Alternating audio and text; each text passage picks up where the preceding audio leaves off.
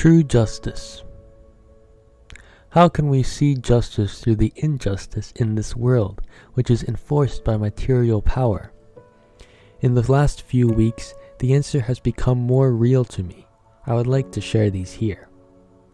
From past experience, whenever I saw God protecting me or someone else from something unjust, I knew that God is just. This is something we can observe in our personal lives and personal spiritual battles. But when we serve the cause, how do we see the justice of God in the battlefield of society? I found when I look into the differences between how the world judges things and how God judges, and the answer becomes clear. If we ponder on the meaning of God's teachings, we will discover they point to the human tendency to seek excessive self-interest, the result of the wrong mindset in the human world. Self-interest has driven nations to occupy the territory of others. Fighting for territory, resources, and markets has caused the environmental issues and the wars we observe in human history. This territorialism can also be manifest in invisible ways, such as political preference, philosophies, religious sects and branches, etc. They come from personal self-interest and limited understanding. To see the oneness of humanity, we need to remove all prejudices, which are territories in our consciousness. But the root of justice is the mindset of self-interest which God judges against. For example, Baha'u'llah said, "O Son of Man, thou dost wish for gold, and I desire thy freedom from it. Thou thinkest thyself rich in its possession, and I recognize thy wealth in thy sanctity therefrom. By my life, this is my knowledge, and that is thy fancy. How can my way accord with thine?" What is the difference between the values of the world and of the kingdom of God? What is the difference between success as defined by humans and perfection in the teachings of God? What happens in the process of material success and the process towards spiritual perfection? In one case, people step on top of each other, and in the other case, there is support for each other. From here, we can see the differences of mindset if we seek to be near to God or move away from God.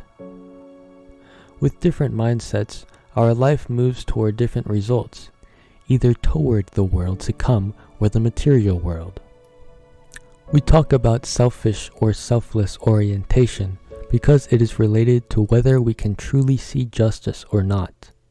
Also, we can be clearer about where we are from the standpoint of justice in the human world.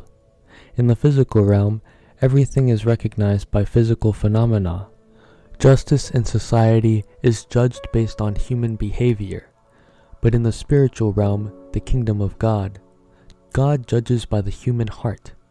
Our mindset and the orientation of the heart is what God judges. We can't understand behavior without knowing one's mindset, and we can't change one's behavior without reorienting his mindset through spiritual education. In the human world, those in authority tend to ask people to change their behavior or face consequences based on their behavior. The divine teachers help mankind understand their own spiritual reality.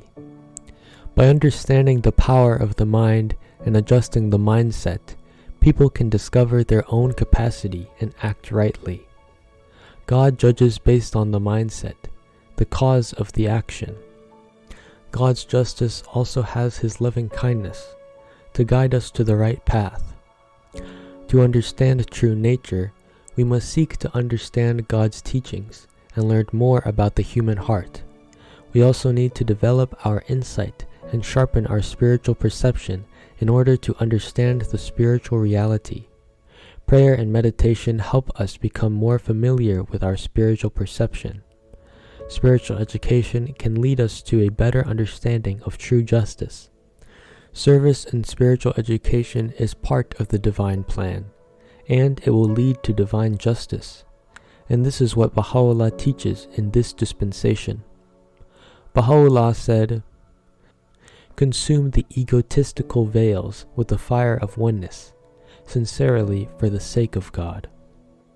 Also from Baha'u'llah, Sharp must be thy sight, O Dabe, and adamant thy soul, and brass like thy feet, if thou wishest to be unshaken by the assaults of the selfish desires that whisper in men's breasts. This is the firm injunction which the pen of the Most Great Name hath, by virtue of the will of the ancient king, been moved to reveal. Keep it as the apple of thine eye, and be thou of the thankful. This tells us our egoism creates barriers between men. It stops us from feeling how others feel. To gain the oneness vision, we must remove the veils of egoism. Also, egoism is the veils between man and God. True justice can't be reached without detachment from self. Baha'u'llah, the divine physician of this day, tells us how egotistical the human world is today. He said, "Look ye upon this day, consider and discuss its needs. One sees that existence is afflicted with innumerable diseases, compelling it to lie upon the bed of suffering. Men who are intoxicated with the wine of self-contemplation prevent the wise physician from reaching it. Thus have they made themselves and the world to suffer. They know not the ailment nor recognize the cure.